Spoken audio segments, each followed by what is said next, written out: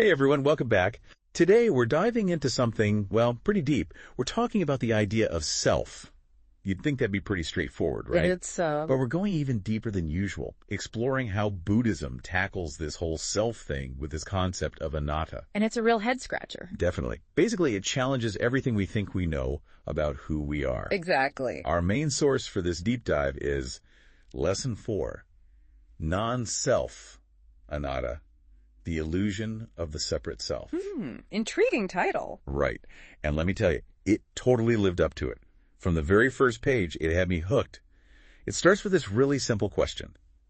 You look in the mirror, you see yourself, but is that reflection really you? It's such a simple question, but it gets you thinking. Right. Like, is it just an image, a temporary thing? Or is there something more to it? It makes you question that whole idea of a fixed, unchanging self. Exactly. And that's precisely what Anatta wants us to explore. It suggests this solid me we cling to might just be an illusion. Like a mirage in the desert. It looks real, but when you get close, it disappears. That's a great analogy. The text uses another one too, a river. Think about it. A river seems like the same river every day, right? Yeah, you see the same banks, the same flow. But the water itself that's constantly changing. New water flowing in, old water flowing out. So it looks the same, but is in a constant state of change. Exactly. And that's more like how Anatta views the self. Yeah. Always changing, always in flux. A process, not a thing. I like that. A process. And the text gets even more into this idea of the self being made up of different parts with the analogy of a chariot. Okay, I'm intrigued. How does a chariot play into all of this? Well, it breaks it down. The wheels, the axle, the seat. It points out that if you take away any one of those, it's not really a chariot anymore, is it? True, it'd just be a pile of chariot parts. Not very useful. Right. And then it asks, is our self any different? Or are we just a collection of parts too? So are we saying our bodies, our thoughts, our feelings? They're like the chariot parts. That's exactly what we're going to delve into, because if we are like a chariot, what are our parts?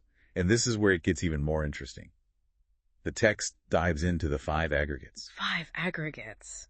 Sounds a bit, I don't know, technical. I know, right? When I first read it, I thought, this is going to be complicated. Yeah. But trust me, it's actually really fascinating stuff. All right, you've piqued my curiosity.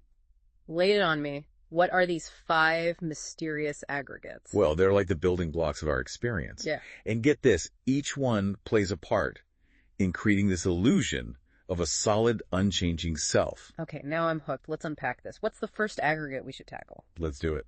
All right, so let's start with the first aggregate, form. Think of this as the physical stuff, you know? Our bodies, what we're made of. Pretty basic, right? Makes sense so far. And it's kind of obvious that our physical form, it's always changing. Like, we age, right? Yeah, tell me about it. I don't have the energy I used to. Exactly. And our bodies feel different day to day.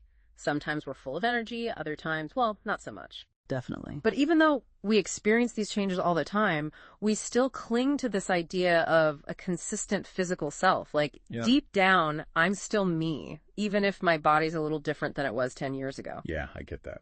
But Anatta, it encourages us to look at this constant change not as something weird or bad, it's just how things are. And it's like, that's just life, right? Exactly. So that's form, the first aggregate. Okay, so what's the next ingredient in this recipe for self? The next one is sensation. It's basically all about how we experience the world, you know, through our senses. Like what we see, hear, smell, all that. Exactly. But more than that, it's about the feelings that come up in response to those senses. The pleasant ones, the unpleasant ones, even the neutral ones, they're all popping up and fading away constantly. It's like, think of waves on the ocean. They just keep rolling in and out. Okay, I like that. So some days I wake up and I'm feeling great. Other days, not so much. Exactly. We all have those days. And the good thing is those feelings, they don't last forever, thankfully. Exactly. And that's what Anatta reminds us. It's okay to experience these ups and downs, these waves of sensation, without attaching this big me or mine to them. Like they're just passing through. Exactly. They're like house guests. They come, they hang out for a bit, and then they move on. No need to get too attached. Okay, that makes a lot of sense. So we've covered form and sensation. What's the third aggregate all about? The third one is perception, and this is how we take in what our senses are telling us and actually make sense of it all. So it's like more than just seeing colors and shapes. It's about understanding what we're seeing. Yeah, you got it. It's like our brain is taking that raw sensory data, that sensation stuff we were just talking about, and it's adding a layer of interpretation. It's how we recognize our friends' faces, how we know that we're listening to music and not just random sounds. Okay, so it's about recognizing patterns, making meaning out of the chaos. You got it. But, and this is important, our perceptions, they're not always accurate. Like, we can misinterpret things, be influenced by our biases. Right, we've all been there. We think we see one thing, but it turns out to be something else entirely. Or we jump to conclusions based on our past experiences. Exactly. And that's why clinging to those perceptions, those interpretations as a solid self, it can lead to some sticky situations. Because if we're basing our sense of self on something that can be flawed or inaccurate, that's not a very stable foundation. Okay.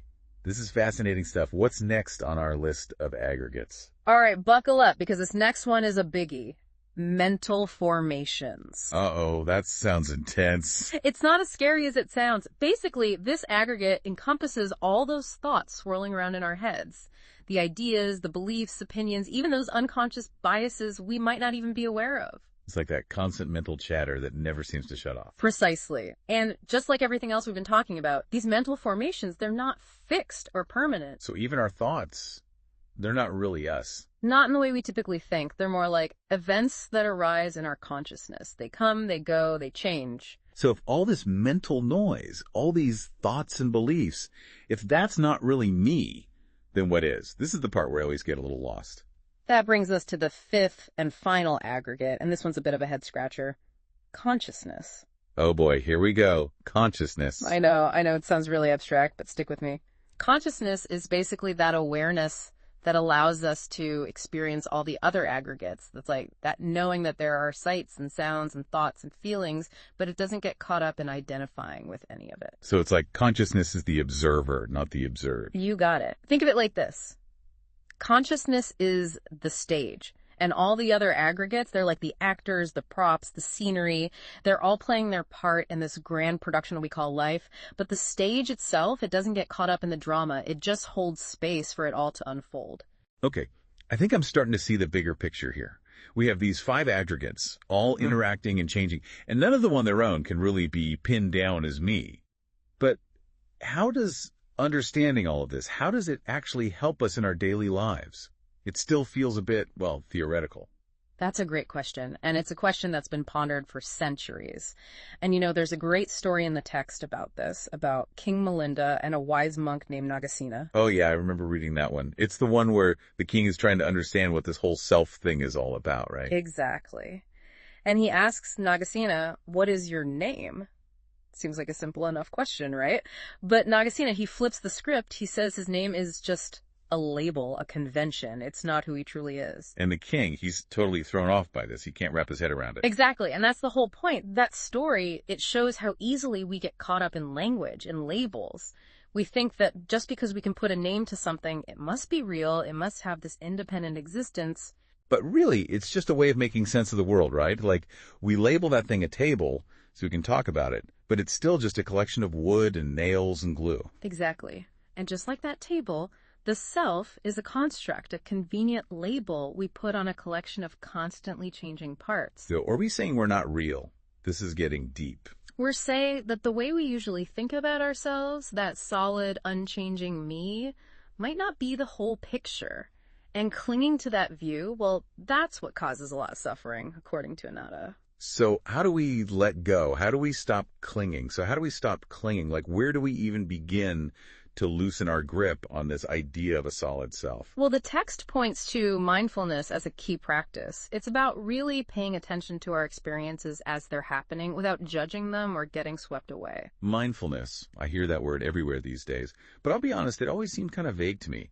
What does it actually look like in practice? Especially when we're talking about something as big as letting go of the self. It's actually simpler than it sounds.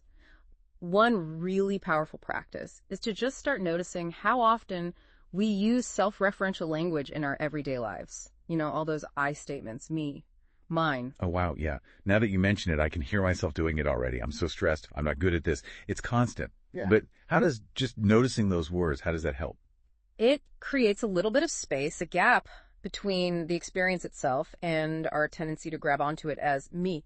Like, instead of saying I'm angry, try shifting to there's anger here. Okay. So it's like we're not denying the anger, but we're not automatically identifying with it as a defining characteristic either. Exactly. It's about recognizing that we are the awareness that's experiencing the anger, not the anger itself. There's a difference. Think of it like the sky. Thoughts, emotions, even physical sensations, they're like clouds passing through. The sky doesn't judge the clouds. It doesn't try to hold on to them or push them away. It just lets them come and go. I love that analogy. So we're practicing mindfulness. We're starting to notice those I thoughts, and we're trying to view those difficult emotions as passing clouds, not permanent fixtures. So what's it actually like to live with that kind of awareness? The text describes it as a profound sense of freedom.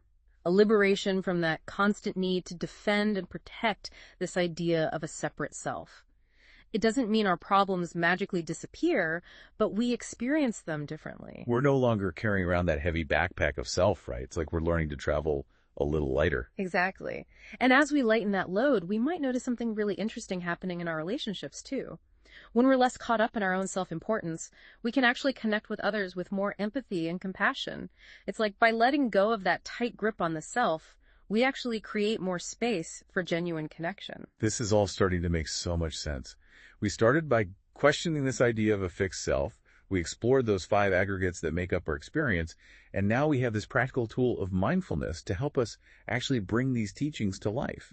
It's a journey, for sure. And in Anatta, it's not about reaching some final destination. It's about approaching this journey with a spirit of curiosity, a willingness to question our assumptions and let go of old, rigid ways of seeing ourselves in the world. So to everyone listening, if this deep dive has piqued your curiosity, even just a little, I encourage you to explore these ideas further. Maybe try out that mindfulness practice and see what you discover. It's amazing how these ancient teachings can still feel so relevant and transformative in our modern world. Until next time, keep asking those big questions.